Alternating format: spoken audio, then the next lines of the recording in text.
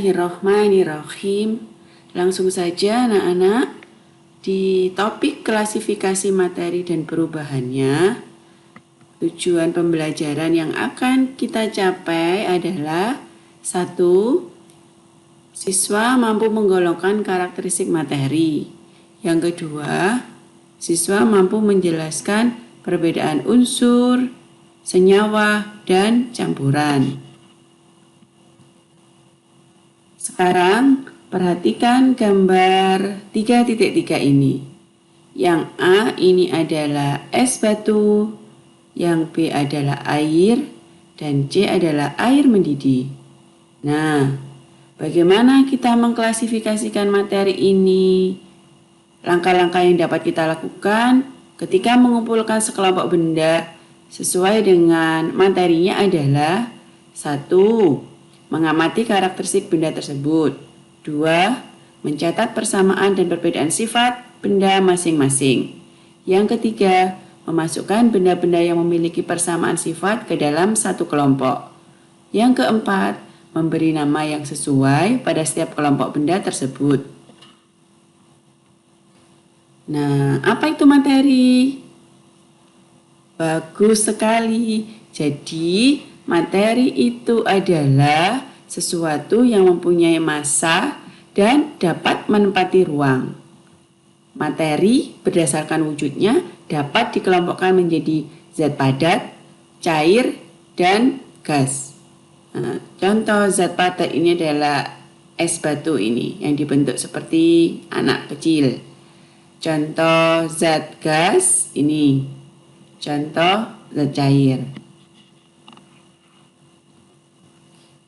Nah, sekarang bagaimana kalian bisa membedakan sifat zat padat, cair, dan gas?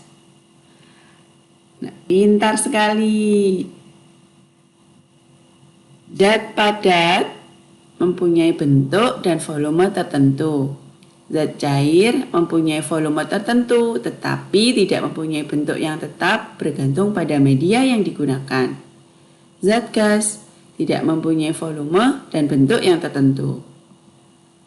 Bagaimana dengan jarak antar partikelnya?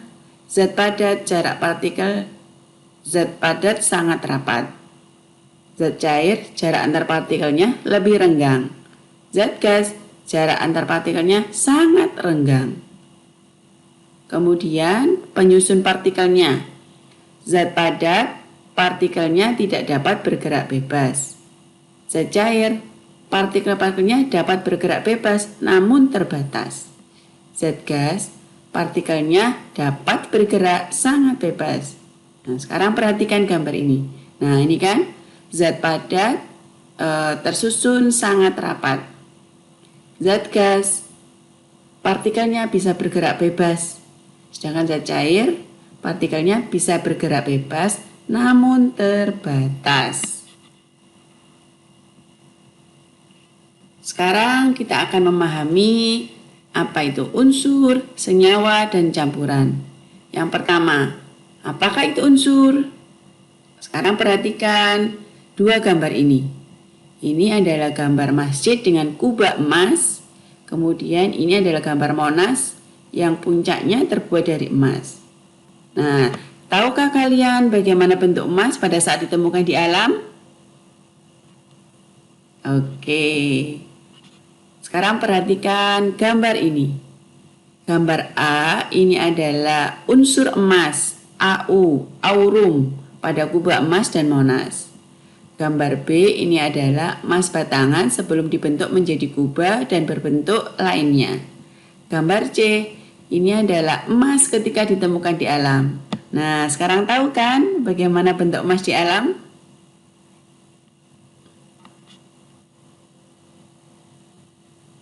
Berdasarkan komposisinya, materi yang ada di alam dapat diklasifikasikan menjadi zat tunggal dan campuran. Perhatikan gambar bagan klasifikasi materi ini. Materi dikelompokkan jadi zat tunggal dan campuran. Zat tunggal terdiri dari unsur dan senyawa. Campuran terdiri dari campuran heterogen dan campuran homogen. Campuran heterogen tersusun atas koloid dan suspensi. Campuran homogen Contohnya adalah larutan. Nah, sekarang apakah itu unsur?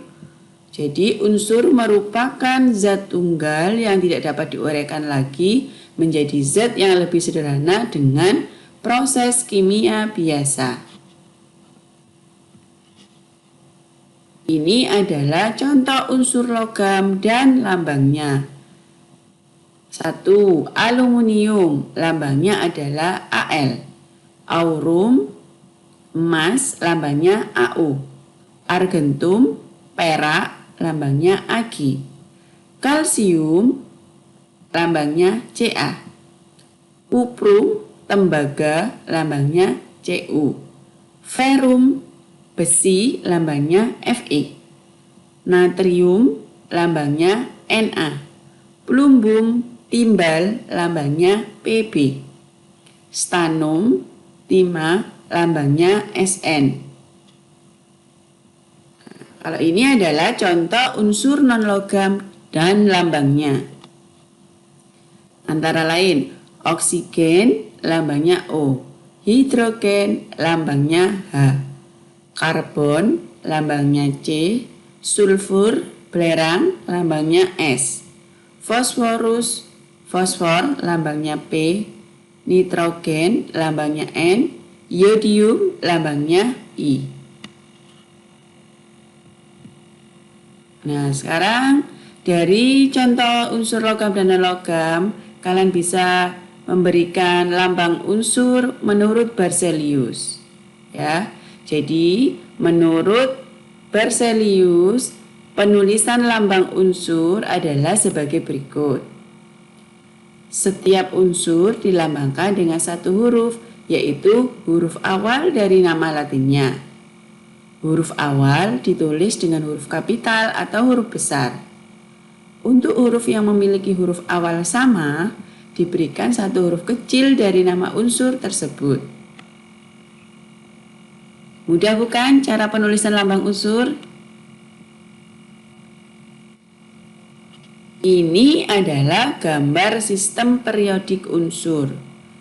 Sistem periodik unsur ini adalah kumpulan unsur-unsur yang bisa kita temukan di alam. Gambar ini kalian bisa mendapatkan dari internet atau bisa beli di toko-toko buku terdekat. Ya. Sistem periodik unsur terdiri dari golongan 1A hingga 8A. Yang berwarna biru ini melambangkan logam, yang berwarna kuning adalah semi logam, dan yang berwarna kuning muda ini adalah non logam. Nah, sekarang kalian bisa membedakan unsur logam dan non logam. Apa perbedaannya? Oke. Unsur logam berwujud padat pada suhu kamar kecuali raksa. Dapat ditempa dan diregangkan. Konduktor listrik dan panas. Sedangkan unsur non-logam ada yang berwujud padat, cair, dan gas. Bersifat rapuh dan tidak dapat ditempa. Non-konduktor kecuali grafit.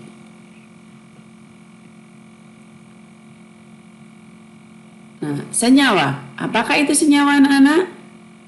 Ya, senyawa merupakan zat tunggal atau murni yang dapat diuraikan menjadi dua atau lebih zat yang lebih sederhana dengan proses kimia biasa. Misalnya, air. Air memiliki rumus H2O. Dapat diuraikan menjadi unsur hidrogen H dan oksigen O. Nah, bagaimana sifat senyawa? Senyawa itu akan berbeda dengan sifat unsur-unsur penyusunnya. Misalnya, sifat air sebagai senyawa akan berbeda dengan sifat gas, hidrogen, dan oksigen sebagai unsur penyusunnya. Pada suhu kamar, air berwujud cair, sedangkan hidrogen dan oksigen keduanya berwujud gas. Ini adalah contoh senyawa sederhana dan unsur penyusunnya. Contoh yang pertama, air. Air unsur penyusunnya adalah hidrogen dan oksigen. Yang kedua, garam dapur, natrium klorida, penyusunnya adalah natrium dan klorin. Gula tebu atau sukrosa, penyusunnya adalah karbon, hidrogen, dan oksigen. Oke, kalian tahu apakah itu campuran? Ya, bagus. Campuran adalah suatu materi yang terdiri atas dua zat atau lebih yang masih mempunyai sifat zat asalnya. Perhatikan gambar ini. Ini adalah contoh campuran di alam. Ada udara, air sungai, dan batuan.